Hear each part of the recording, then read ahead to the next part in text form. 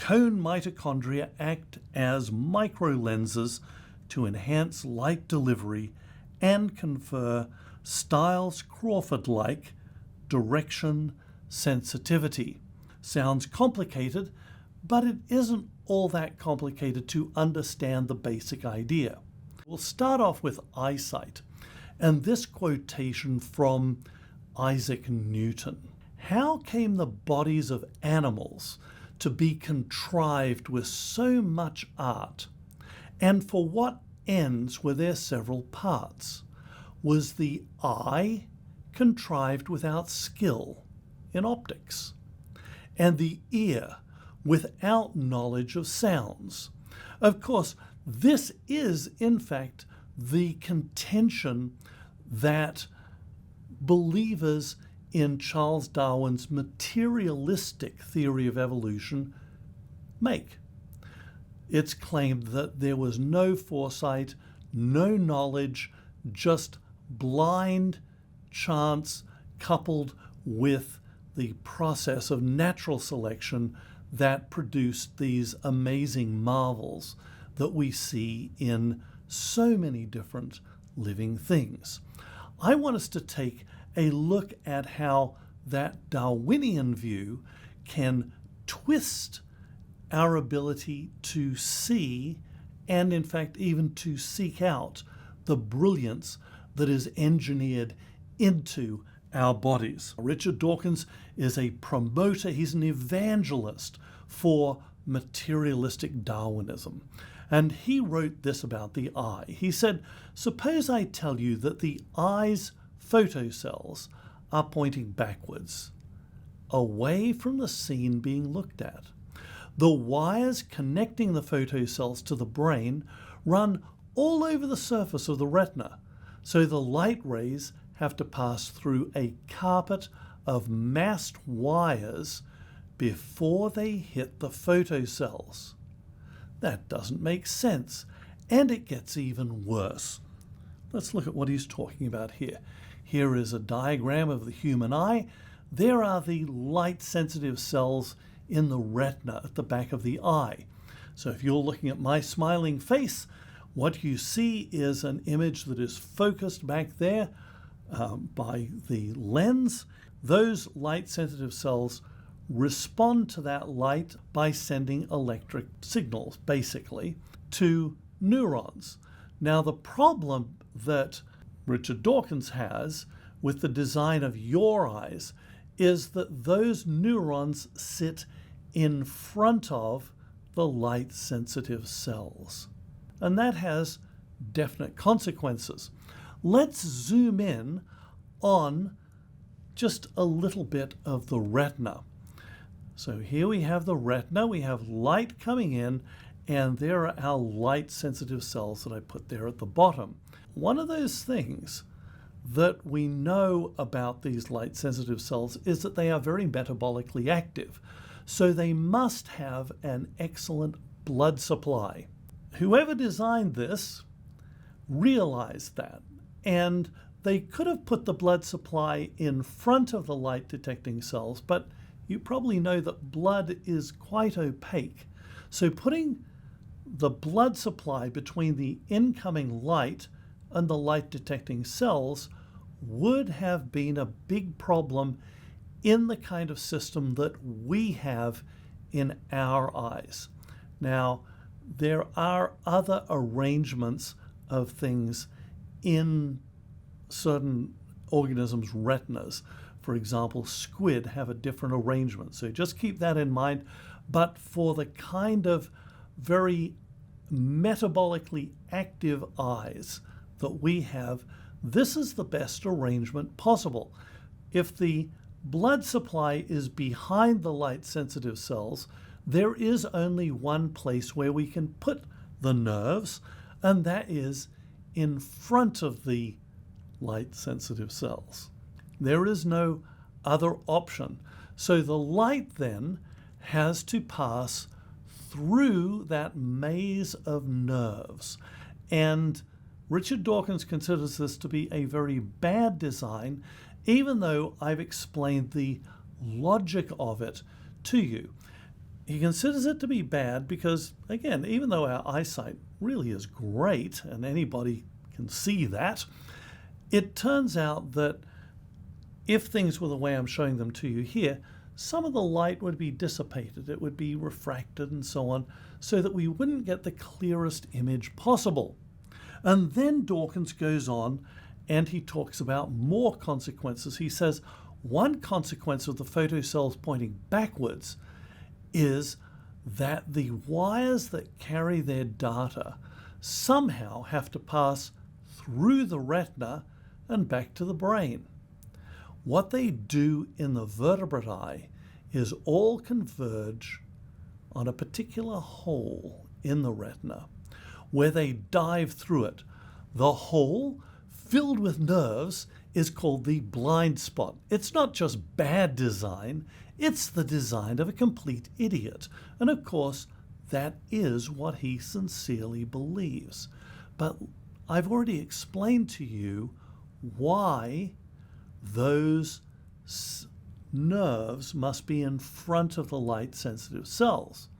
And you have also probably noticed that most people have two eyes. So let's just look here and see if in fact that blind spot is there. Yes, it is. The nerves have to travel through. Where they travel through, there cannot be light-sensitive cells, and as a consequence of that, each eye does have a blind spot. The blind spot is in a different location relative to each other, so the blind spots do not overlap, and what you cannot see in the blind spot in your right eye, you can see in your left eye. Your brain puts that all together and you can see essentially 180 degrees all the way around with no gaps in your field of view because you have those two eyes. And God has designed things that way. But Richard Dawkins thinks it's a poor design. There's one other thing that's absolutely fascinating about the retina, and Richard Dawkins didn't know about this when he wrote this statement about it. Glial cells are a class of cell that are commonly found associated with neurons, nerves. And there are glial cells in the retina that perform a very special function. They act like fiber optics. And when they hit the surface there of where all of those neurons are, these special fiber optic glial cells carry the light through to the light sensitive cells. There is no dissipation of the light. In fact, these glial cells have certain properties that actually help to sharpen our vision and make it clearer. So what Richard Dawkins considers to be a very bad design indeed is a necessary arrangement of the cells in which the various disadvantages, necessary disadvantages of having these cells arranged in this particular order relative to the incoming light turns out to have engineered solutions that make our eyesight better than it would have been otherwise. You can judge for yourself, but this does not look to me like the design of a complete idiot. But let's zoom in just a little bit further on the light-sensitive cells themselves. One kind of those light-sensitive cells is a cone cell. These cells specialize in the detection of specific wavelengths of light. And they also have a problem according to some people. And that problem can be understood if we understand the functions of the various parts of these light-sensitive cells.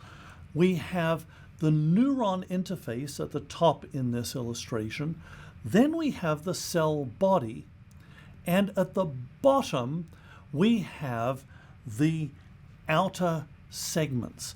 It is these outer segments where there is a whole lot of membrane, and that folded membrane is permeated with pigments that absorb light at specific wavelengths.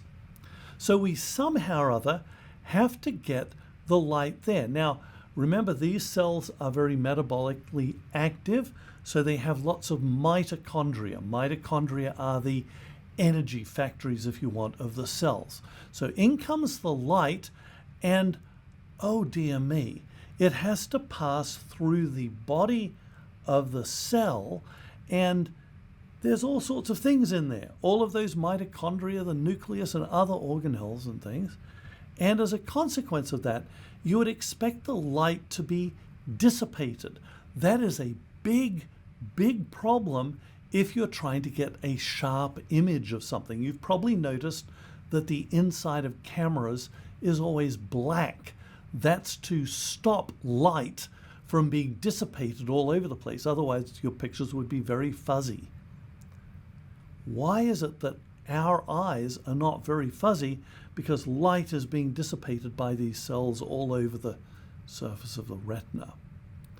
That's where the miracle comes in. So our light comes in, and if this model was correct, we would be losing light all the way down, so there'd be very little light to actually be detected where the light is detected in the bottom part of this cell, the cone-shaped part of these cone shells. And that means that there would be a very small signal that would be sent back up the cell to the neurons to carry back to your brain. It looks like a big problem. However, there are reasons why things are this way, and there's an engineered solution that is absolutely brilliant. The question is then, how is light efficiently transmitted to the light-absorbing pigments at the back of cone cells? Well, there are our mitochondria, and that's where the miracle is. Actually, in cone cells, the mitochondria are arranged together in such a way that they form a special kind of lens. And as a consequence of that, as light comes into the cell body, it is focused down into this cone. We could spend the rest of the day talking about why that's brilliant, but I think you can see how this works and why it is an extraordinarily efficient system. It's a system cleverer than me, because I wouldn't have thought of it. But the genius who designed your eyes figured this out and built this into you so that you have this magnificent system of vision. And remember, this is just one of the kinds of cells that is involved with detecting light and sending that information back to your brain. Oh, and also remember that this is just part of a much larger system. This would all be useless if it wasn't for everything else. So while it is genius, obviously by itself, it is also part of an even more amazing integrated system. So we get a strong light signal coming into the cell, and therefore a strong signal coming back out of the cell to the brain. This is how the authors of this paper put it. They said, we demonstrated that spatial organization of cone mitochondria allows the mitochondria bundle to efficiently concentrate light to enhance inner segment, outer segment coupling. If you're not saying that's amazing, then I don't know what would amaze you. Truly a beautiful, elegant, wonderful thing. And yet we continue to see people writing things like this. Consider eyes, organs so complex that they fool some into thinking they must have been designed by a creator. I want you to ask yourself, who might be the fool here? So what are the implications of this particular paper? This is not the first and will probably not be the last case where proofs of Darwinism become progressively less compelling as new data accrue.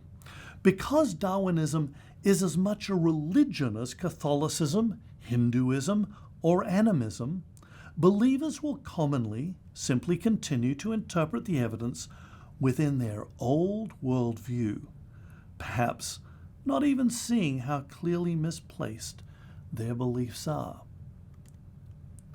This certainly doesn't mean that anyone has all the answers, especially not Christians. Wouldn't life be boring if we had all the answers? There are plenty of mysteries out there. That's why we're scientists. We want to investigate them. We want to find out what's going on there in the world. Everyone lives by faith, but the faith of Christians does seem to have been richly rewarded.